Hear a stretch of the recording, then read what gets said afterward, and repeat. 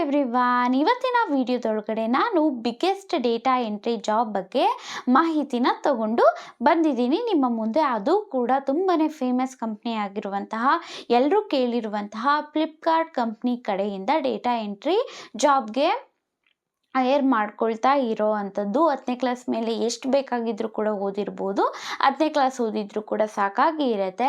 ಸ್ಮಾರ್ಟ್ಫೋನಿಂದನೇ ಮಾಡುವಂತಹ ಕೆಲಸ ಆಗಿರುತ್ತೆ ಇದು. ಲ್ಯಾಪ್ಟಾಪ್ ಬೇಕೇ ಬೇಕು ಅನ್ನೋವಂಥದ್ದು ಅವಶ್ಯಕತೆ ಇಲ್ಲ. ಮೊಬೈಲ್ ಫೋನಲ್ಲಿ ಮಾಡುವಂತಹ ಕೆಲಸ, ಮನೆಯಿಂದಲೇ ಮಾಡುವಂತಹ ಕೆಲಸ.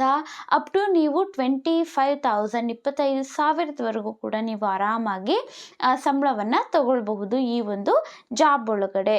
ಮತ್ತು ಏನೇನೆಲ್ಲ ಕ್ವಾಲಿಫಿಕೇಷನ್ ಇರಬೇಕು ಮತ್ತು ಏನಾದರೂ ಸ್ಕಿಲ್ ಇರಬೇಕಾ, ಪ್ರತಿಯೊಂದನ್ನು ಕೂಡ ಈ ಒಂದು ವಿಡಿಯೋದೊಳಗಡೆ ತಿಳಿಸ್ಕೊಡ್ತೇನೆ. ಅದಕ್ಕೂ ಮುಂಚೆ ನೀವೇನಾದರೂ ನಮ್ಮ ಚಾನಲ್ಗೆ ಹೊಸಬರಾಗಿದ್ದೀರಾ, ಇನ್ನೂ ಕೂಡ ಸಬ್ಸ್ಕ್ರೈಬ್ ಮಾಡ್ಕೊಂಡಿಲ್ಲ ಅಂತಂದರೆ ದಯವಿಟ್ಟು ಸಬ್ಸ್ಕ್ರೈಬ್ ಮಾಡಿಕೊಂಡು ಒಂದು ಲೈಕ್ ಮಾಡೋದನ್ನು ಮರಿಬೇಡಿ. ಇನ್ನು ಇದರ ವಯಸ್ಸು ಬಂದು 18ರ ಮೇಲೆ 57 ವಯಸ್ಸರ ಒಳಗಡೆ ಇರಬೇಕಾಗಿ ಇರುತ್ತೆ.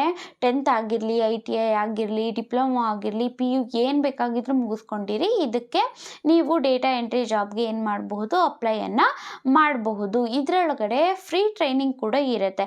ಫಸ್ಟ್ ಏನು 54 ದಿನ ನಿಮಗೆ ಹೆಂಗೆ ಕೆಲಸ ಮಾಡಬೇಕು ಅನ್ನೋವಂಥದ್ದು ಟ್ರೈನಿಂಗ್ ಇರುತ್ತೆ. ಅದು ಕೂಡ ಫ್ರೀಯಾಗಿ ಇರುತ್ತೆ. ನಿಮ್ಮಿಂದ ಯಾವುದೇ ರೀತಿ ದುಡ್ಡನ್ನು ಕಟ್ಟಿಸ್ಕೊಳ್ಳೋದಿಲ್ಲ.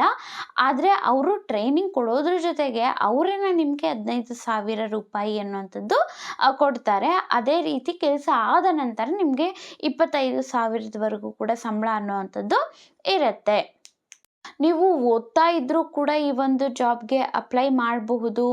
ಮನೇಲಿದ್ದೀರಾ, ಹೌಸ್ ವೈಫ್ ಆಗಿದ್ದೀರಾ ಅಂತಂದರೂ ಕೂಡ ಮಾಡಬಹುದು.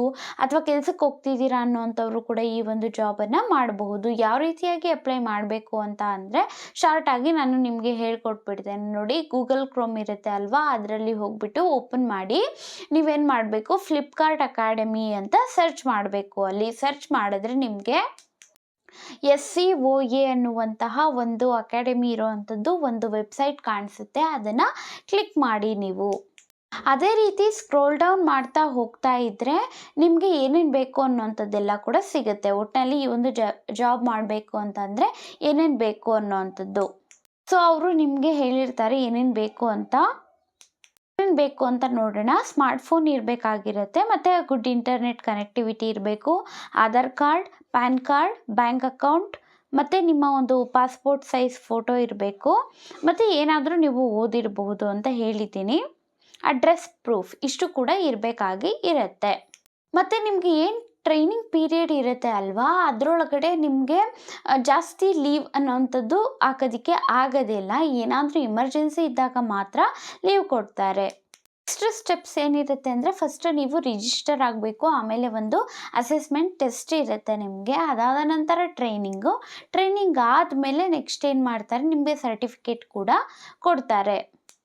ಅಂದರೆ ಟ್ರೈನಿಂಗ್ ಆದಮೇಲೆ ನೀವೇನು ಇಂಟರ್ನ್ಶಿಪ್ ಮಾಡ್ತೀರಾ ಅಲ್ವಾ, ಕೆಲಸ ಮಾಡ್ತೀರಾ ಅಲ್ವಾ, ಅದಾದಮೇಲೆ ನಿಮಗೆ ಅಲ್ಲಿ ಮಾಡಿದ್ದೀರಾ ಅನ್ನೋದಕ್ಕೂ ಕೂಡ ಸರ್ಟಿಫಿಕೇಟ್ ಅನ್ನೋವಂಥದ್ದು ಸಿಗುತ್ತೆ. ಅಲ್ಲೇನೋ ಸಿಗುತ್ತೆ ಅಲ್ವಾ, ರಿಜಿಸ್ಟರ್ ಆಪ್ಷನ್ ಸಿಕ್ತು ಅಂತಂದರೆ ನಿಮ್ಮ ನೇಮ್, ಮೊಬೈಲ್ ನಂಬರ್ ಆಗಿರಲಿ, ಪಿನ್ ಕೋಡು, ನಿಮ್ಮ ಒಂದು ಜೆಂಡರ್ ಇವೆಲ್ಲ ಕೂಡ ಮೆನ್ಷನ್ ಮಾಡಿಬಿಟ್ಟು ಸಬ್ಮಿಟ್ ಮಾಡಿದ್ರೆ ನಿಮಗೆ OTP ಅನ್ನೋವಂಥದ್ದು ಬರುತ್ತೆ. ಅದರೊಳಗಡೆ ಸೆಲೆಕ್ಟ್ ಆಯಿತು ಅಂತಂದರೆ ನೆಕ್ಸ್ಟ್ ನಿಮಗೆ ಅಸೆಸ್ಮೆಂಟ್ ಟೆಸ್ಟ್ ಅನ್ನುವಂಥದ್ದು ಇರುತ್ತೆ. ಇದರೊಳಗಡೆ ಯಾವುದೇ ರೀತಿ ಇಂಟರ್ವ್ಯೂ ಅನ್ನೋವಂಥದ್ದು ಇರೋದಿಲ್ಲ. ಅಸೆಸ್ಮೆಂಟ್ ಟೆಸ್ಟ್ ಒಳಗಡೆ ಮಿನಿಮಮ್ 60% ಅನ್ನೋವಂಥದ್ದು ತೆಗೆದಿದ್ರಿ ಅಂತ ಅಂದರೆ ನೆಕ್ಸ್ಟ್ ಸ್ಟೆಪ್ಗೆ ನೀವು ಎಲಿಜಿಬಲ್ ಇರ್ತೀರಾ ಅಂತ. ಸೊ ಅಪ್ಲೈ ಮಾಡಿ, ಯಾರಿಗೆಲ್ಲ ಇಂಟ್ರೆಸ್ಟ್ ಇದೆಯೋ ಅವರೆಲ್ಲ ಕೂಡ ಅಪ್ಲೈ ಮಾಡಿ ಅಂತ ಹೇಳ್ತೇನೆ. ವಿಡಿಯೋ ಇಷ್ಟ ಆಗಿತ್ತು ಅಂತ ಅಂದರೆ ಲೈಕ್ ಮಾಡಿ, ಸಬ್ಸ್ಕ್ರೈಬ್ ಮಾಡ್ಕೊಳ್ಳಿ. Thank you so much.